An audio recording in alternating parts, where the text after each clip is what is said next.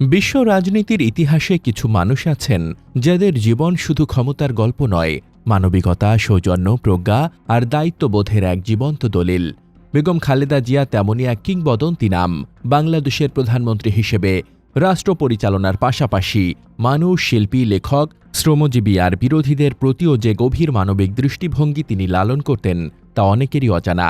এই ভিডিওতে তুলে ধরা হয়েছে এমন কিছু বিরল ও অপ্রকাশিত স্মৃতি যা এসেছে তার একান্ত সান্নিধ্যে কাজ করা সাবেক প্রেস সচিব সাংবাদিক সৈয়দ আফদাল আহমেদের কলমে।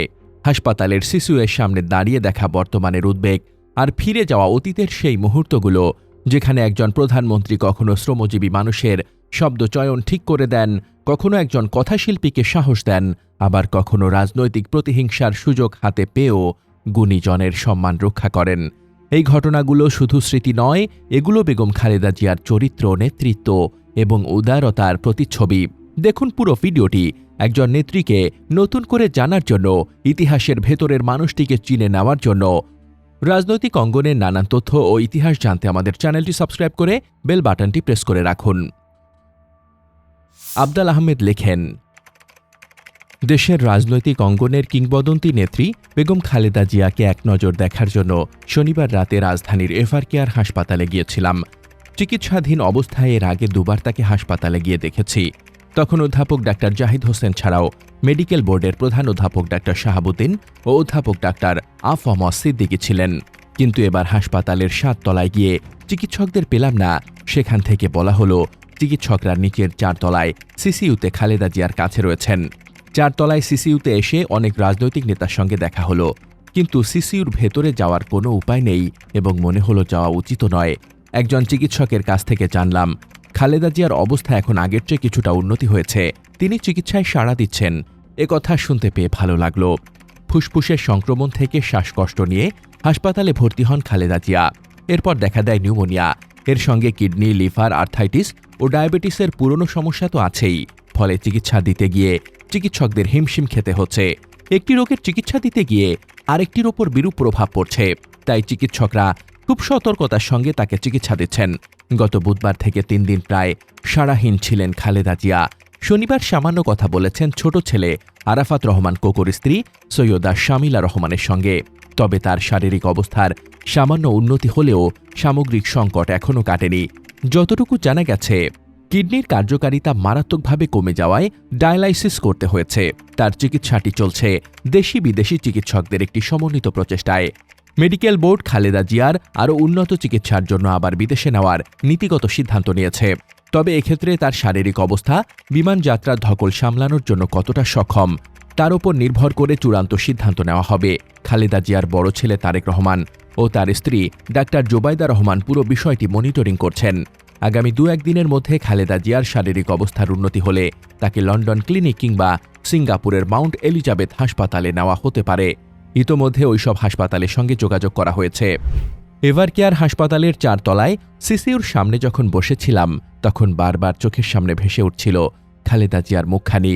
১৯৯১ থেকে ১৯৯৬ মেয়াদে প্রধানমন্ত্রী থাকাকালে তার সান্নিধ্যে থেকে সরাসরি কাজ করার আমার সুযোগ হয়েছে। ওই সময়ের কিছু কিছু ঘটনাও স্মৃতি মনে হতে থাকে। প্রধানমন্ত্রীর কার্যালয়ে খাল খনন নিয়ে একটি পর্যালোচনা বৈঠকে তিনি সভাপতিত্ব করছিলেন। সাবেক অর্থমন্ত্রী সাইফুর রহমান এবং সাবেক এলজিআরডি মন্ত্রী ও বিএনপির মহাসচিব আব্দুস সালাম তালুকদার বৈঠকে ছিলেন। বিভিন্ন বৈঠকে বক্তৃতার সময় উদাহরণ হিসেবে সাইফুর রহমান মৌলভীবাজার এবং সালাম তালুকদার সরিষাবাড়ির কথা বলতেন। এই দুটি জায়গায় তাদের গ্রামের বাড়ি। খাল খনন বিষয়ক বৈঠকেও এই দুই জায়গার নাম তারা বললেন। খালেদা জিয়া হেসে হেসে বললেন, আচ্ছা, আপনারা কি দেশের অন্য কোনো জেলা, উপজেলায় যান না? প্রায় শুনি মৌলভীবাজার এবং সরিষাবাড়ির কথা। আপনারা তো কুড়িগ্রাম, রংপুর, গাইবান্ধা, দারিদ্র্যপীড়িত অঞ্চলগুলোর কথাও আনতে পারেন। প্রধানমন্ত্রীর এ কথায় সবাই হাসলেন। একই বৈঠকে তৎকালীন ত্রাণ প্রতিমন্ত্রী লুৎফুর রহমান আজাদ খাল খনন বিষয়ে বলতে গিয়ে বলছিলেন, ম্যাডাম, এই সময় তো কামলা পাওয়া যায় না। সঙ্গে সঙ্গে খালেদা জিয়া অনেকটা ধমকের সুরে বললেন, আজাদ, আপনি একই শব্দ ব্যবহার করলেন। কামলা শব্দটা তো একটা গালির পর্যায়ে পড়ে, তাদের শ্রমজীবী মানুষ বলতে পারেন না। একবার কথাশিল্পী হুমায়ুন আহমেদ প্রধানমন্ত্রী খালেদা জিয়ার সঙ্গে সাক্ষাৎ করতে তার কার্যালয়ে এসেছিলেন। সাক্ষাতের কিছুক্ষণ আগে প্রধানমন্ত্রী আমাকে ডাকলেন। আমি যেতেই বললেন, হুমায়ুন আহমেদ আমার সঙ্গে দেখা করবে। তিনি তো অনেক বড় মাপের লেখক। আমি তার বেশ কিছু বই পড়েছি, নাটকও দেখেছি। খুব সুন্দর লেখেন। তার সম্পর্কে একটা ব্রিফ আমাকে দাও, যাতে ওনার সঙ্গে বিস্তারিত কথা বলতে পারি। প্রধানমন্ত্রীর কক্ষ থেকে বেরিয়ে আমি ফোন করি সালেহ চৌধুরী ভাইকে। সাংবাদিক সালেহ চৌধুরী হুমায়ুন আহমেদের খুব ঘনিষ্ঠ ছিলেন। সালেহ ভাই দৈনিক বাংলার ফিচার সম্পাদক এবং আমার সহকর্মী ছিলেন। তিনি হুমায়ুন আহমেদ এ পর্যন্ত কত বই লিখেছেন তার সংখ্যা, তার নাটক ও সিরিজ নাটক, ছবি ইত্যাদি সম্পর্কে জানালেন। একটি এক পাতার ব্রিফ তৈরি করে প্রধানমন্ত্রীকে দিলাম। তাকে আরও জানালাম 1991 সালের নির্বাচনের আগে সাপ্তাহিক বিচিত্রা অফিসে বসে হুমায়ুন আহমেদ প্রকাশ্যে ঘোষণা দিয়েছিলেন তিনি খালেদা জিয়ার সমর্থক এবং ধানের শীষে ভোট দেবেন। এরপর হুমায়ুন আহমেদ এলে প্রধানমন্ত্রীর সঙ্গে সাক্ষাৎ হয়। আমার কৌতূহল ছিল তাদের মধ্যে কি কথা হয়েছে তা জানার জন্য। একান্ত সচিব সাবিহ উদ্দিন ভাইয়ের কক্ষে বসা ছিলাম। প্রায় 1 ঘণ্টা পর হুমায়ুন আহমেদ প্রধানমন্ত্রীর কক্ষ থেকে বেরিয়ে সাবিহ ভাইয়ের কক্ষে এলেন। তাকে দেখলাম খুব আবেগপ্রবণ। বললেন, আমার লেখালেখি আজ সার্থক বলে মনে হয়েছে। খালেদা জিয়া বলেছেন, ভাই আপনি বাংলাদেশের খুবই উপকার করছেন। আপনার বইয়ের কারণে কলকাতার বই আর আসে না, নইলে কলকাতার বইয়ে বাজার সয়লাভ হয়ে যেত, আমাদের প্রকাশনা শিল্প মার খেত। আপনি 2 হাতে লিখে যান। হুমায়ুন আহমেদ আরও বললেন, আমি বিস্মিত, খালেদা জিয়া আমার সম্পর্কে সবকিছুই জানেন। জিয়াউর রহমানের স্বাধীনতার ঘোষণার কথা, হুমায়ুন আহমেদ তার মুক্তিযুদ্ধের উপন্যাস জোছনা ও জননীর গল্প এবং দেওয়াল উপন্যাসে উল্লেখ করেছেন বিস্তারিতভাবে। প্রধানমন্ত্রী খালেদা জিয়া হুমায়ুন আহমেদের আগুনের পরশমণি ছবিটি নির্মাণ শেষ হওয়ার পরপর ডিএফডিতে দেখতে গিয়েছিলেন। সে অনুষ্ঠানে আমিও ছিলাম। খালেদা জিয়া সরকারকে বিপর্যস্ত করার জন্য ঘাতক দালাল নির্মূল কমিটির উদ্যোগে গণ আদালত গঠিত হয়েছিল। শহীদ জননী জাহানারা ইমাম ছিলেন গণ আদালতের প্রধান। তিনি ক্যান্সারে আক্রান্ত ছিলেন। তার মৃত্যুর সংবাদ পাওয়ার পর তখন সংসদ ভবনে থাকা প্রধানমন্ত্রী খালেদা জিয়ার নজরে আনা হয় বিষয়টি। এ বিষয়ে গণমাধ্যমে শোকবার্তা দেব কিনা জিজ্ঞেস করলে প্রধানমন্ত্রী খালেদা জিয়া বললেন, অবশ্যই, জাহানারা ইমাম বাংলাদেশের একজন অসাধারণ লেখক। তিনি শহীদ মুক্তিযোদ্ধা রুমির মা। দেখুন কি উদারতা তার। প্রধানমন্ত্রী খালেদা জিয়ার উপপ্রেস সচিব হিসেবে যোগদানের সময় প্রেস সচিব ছিলেন আব্দুস সোবাহান, পিআইডির কর্মকর্তা। তিনি পিআইও হিসেবে বহু বছর কাজ করেছেন। খুব ভালো মানুষ। এই অফিসে জেনারেল এরশাদের সময় প্রেস সচিব ছিলেন সাংবাদিক তোয়াব খান। প্রেস সচিবের টেবিলের ড্রয়ারগুলো ছিল তালাবদ্ধ। আমি একদিন সোবাহান ভাইকে বললাম, ড্রয়ারগুলো খুলুন, এরশাদ আমলের ডকুমেন্ট পাওয়া যেতে পারে।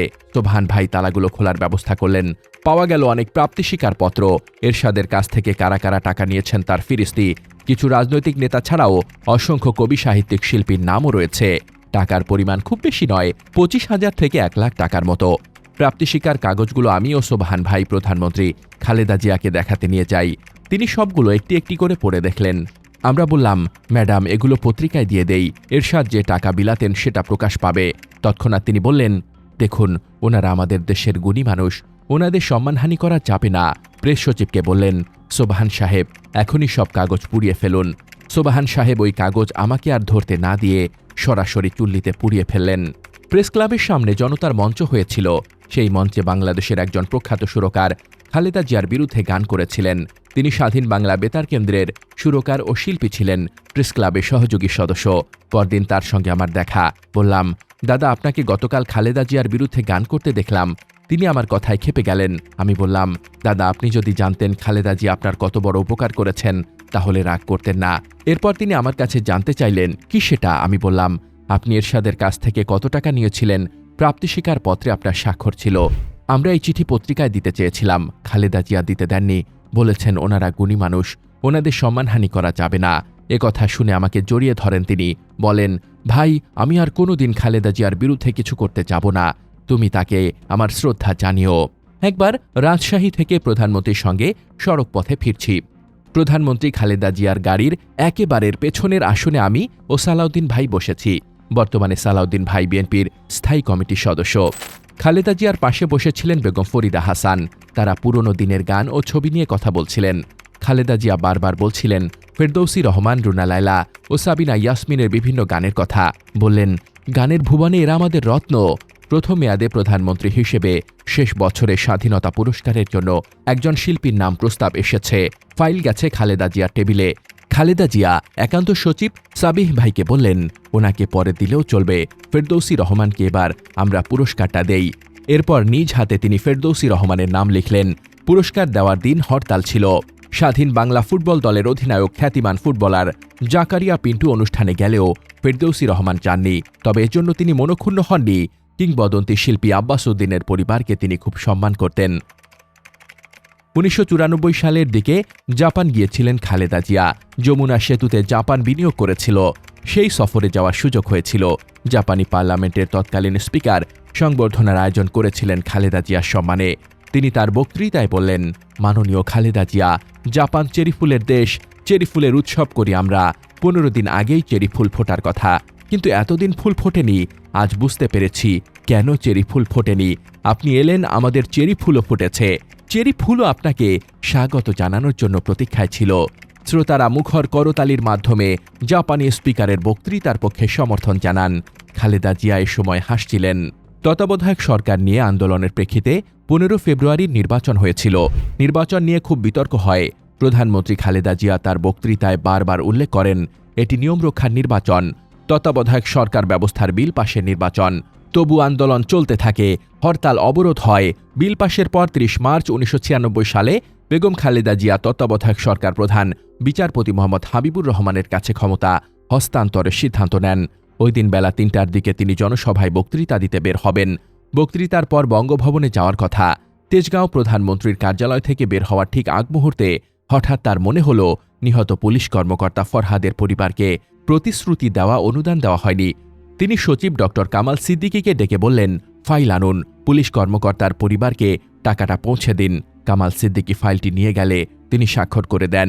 এটা ছিল তার ৫ বছর মেয়াদের শেষ ফাইলে স্বাক্ষর। পরে নিহত পুলিশ অফিসারের পরিবারকে টাকাটা পৌঁছে দেওয়া হয়েছিল। আজ সারা দেশের মানুষ তার জন্য উদ্বিগ্ন। তিনি এখন আর বিএনপির নেত্রী নন। সারা দেশের মানুষের ঐক্যের প্রতীক হয়ে উঠেছেন তিনি। এটা তার অসাধারণ গুণাবলীর কারণে। বাংলাদেশের রাজনীতিতে খালেদা জিয়া এক অনন্য নাম। মানুষ তাকে বিভিন্ন দৃষ্টিকোণ থেকে মূল্যায়ন করে আসছে।